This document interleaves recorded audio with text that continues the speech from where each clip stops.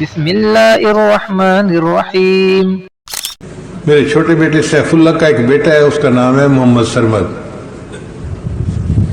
تو ایک دن چھوٹا تھا بچہ تھا، بہت چھوٹا بچہ تھا، رو رہا تھا۔ یار اتنے چھوٹے بچے کا سنت پر عمل کرنے کا جذبہ کتنا حسین اور خوبصورت ہے۔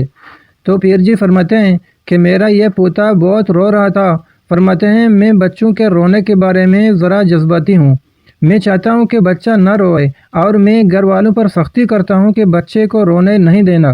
تو بچہ رو رہا تھا، میں اس کے قریب گیا، وہ اکیلا تھا، تو میں نے بچے سے پوچھا سرمد کیوں رو رہے ہو؟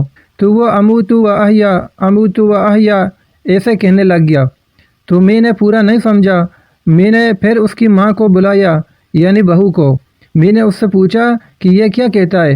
تو اس نے کہا ابو جی اس کو نیند آ رہی ہے، چونکہ سلاتے ہوئے میں اس کو دعا پڑھاتی ہوں اللہم بسمک اموت و احیا۔ تو اس نے نیند کا نام ہی اموت و احیا رکھ لیا ہوا ہے۔ جب سونا چاہتا ہے تو اموت و احیا کہتا ہے کہ میں نے سونا ہے، تو میں اس کو اس طرح سلا دیتی ہوں۔ دیکھو یار کتنا خوبصورت جذبہ ہے سنت پر عمل کرنے کا، اور اتنے چھوٹے بچے کا۔ اور اسی چھوٹے بچے سرمد کا اسی طرح کا ایک اور قصہ ہے۔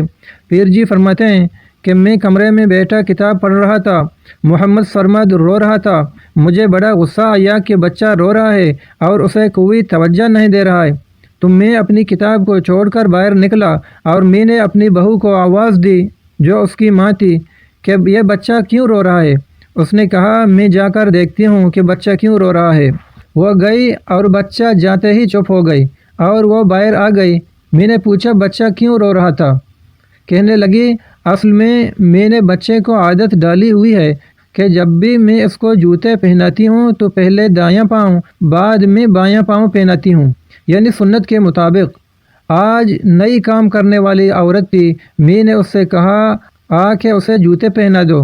وہ اس کو بائیں پاؤں میں جوتے پہلے پہنا رہی تھی اور یہ پہننا نہیں چاہتا تھا، تو وہ زبردستی کر رہی تھی پہنانے میں، اور بچہ رو رہا تھا اور پہن نہیں رہا تھا۔